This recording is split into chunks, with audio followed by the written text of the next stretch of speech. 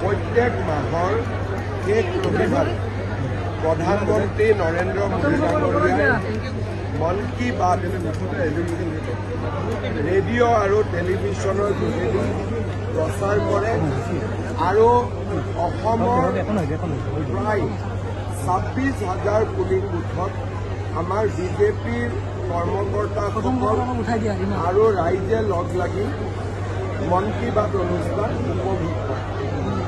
অসমত আমি মন কি বাত অনুষ্ঠান উপভোগ কৰাৰ ক্ষেত্ৰত দেশৰ ভিতৰতে আমি ৪ৰ্থ স্থানত বৰ্তমান আছোঁ আৰু প্ৰত্যেক পুলিং বুথত এই অনুষ্ঠান উপভোগ কৰা হয়। আজি মই আমাৰ ৰাইজৰো অলপ সমস্যা আছিল, দীপৰ বিলক লৈ বা আন বিভিন্ন সমস্যা আছিলে। মই ৰাইজৰো সমস্যা শুনিলোঁ, লগতে মন কি বাত অনুষ্ঠানো ৰাইজৰ লগত বহি উপভোগ কৰিলোঁ।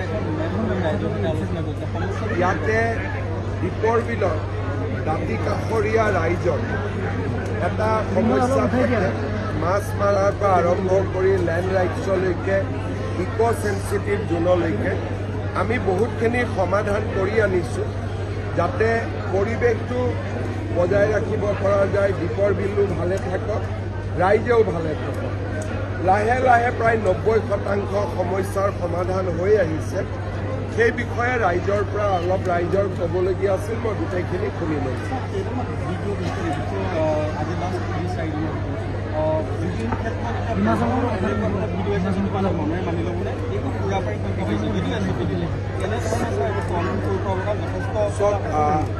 অসমৰ ৰাইজৰ সন্মুখত এটা বহুত ডাঙৰ দায়িত্ব যে জুবিন গাৰ্গক আমি গানেৰে জীয়াই ৰাখিম নে আমি মদেৰে জীয়াই ৰাখিম।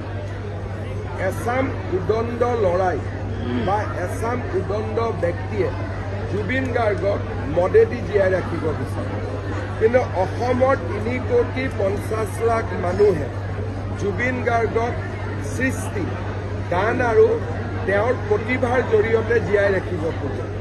যিখিনি মানুহে এইখিনি কৰি আছে তেওঁলোকৰ সংখ্যা খুব কম, আৰু যিখিনি মানুহে মনে প্ৰাণে জুবিনক ভাল পায়, আজিও আমি ইয়াত আহিছোঁ, জুবিনৰ ফটো ৰাখিছোঁ, শ্ৰদ্ধাঞ্জলি জনাইছোঁ, নাহৰ ফুলৰ গছ ৰোপণ কৰিছোঁ। অসমৰ মানুহে জুবিনক গানৰ মাজেৰে, নাহৰ ফুলৰ মাজেৰে, সৃষ্টিৰ মাজেৰে জীয়াই ৰাখিব খোজে। কিন্তু কিছুমান যুৱকে মই দেখা পাওঁ, কিছুমান ব্যক্তিক মই দেখা পাওঁ, তেওঁলোকে জুবিনৰ এটা অন্য এটা পৰিচয় সমাজক দিব খোজে। আৰু মানুহ এনেকুৱাও গৈছে যে আমাৰ জনজাতীয় লোকেওতো মদ খায়, জনজাতীয় লোকে মদ নাখায়।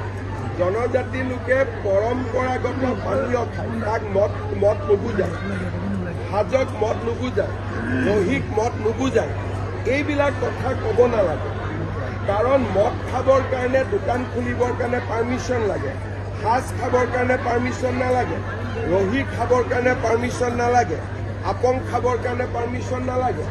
আজি জনজাতীয় যিখিনি আমাৰ থলুৱা পনীয় আছে, যাক আমি হেৰিটেজ ড্ৰিংক বুলি কওঁ, তাকো মদ বনাই দিছে। সেইটোতো মদ নহয়। জনজাতীয় লোকে যিখিনি ব্যৱহাৰ কৰে সেইখিনি 1000 বছৰৰ পৰা ব্যৱহাৰ কৰে। হুইস্কি ব্যৱহাৰ নকৰে নহয়, ৰাম ব্যৱহাৰ নকৰে নহয়। গতিকে জনজাতীয় লোকৰ লাও পানী, লাওৰ পৰা পানী, এইটো মদ নহয় নহয়, এইটো কোনে মদ বুলি কয়? গতিকে জনজাতীয় লোকৰ নাম লৈ কোনোবাই হুইস্কি আৰু মদ খায়, ৰাতি 2-3 বজাত যি ইচ্ছা তাকে কৰি থাকিব, তাক সভ্য সমাজ এখনে কেতিয়াও মানি ল'ব নোৱাৰে।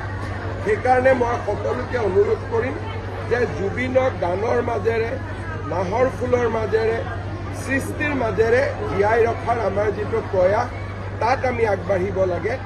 আৰু যি এটা উদ্ভণ্ডালি যিটো চলাব খোজে এচামে জুবিনৰ সমাধি ক্ষেত্ৰখনক লৈ, সি কেতিয়াও মানি ল'ব পৰা নাযায়।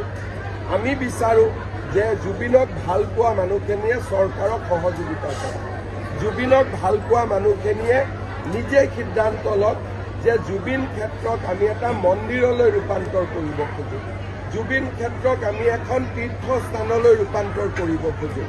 তেনেকুৱা সিদ্ধান্ত জুবিনক ভাল পোৱা মানুহখিনিয়ে ল'লে চৰকাৰে কিবা এটা কৰিবৰ কাৰণে চৰকাৰেও বল পাব।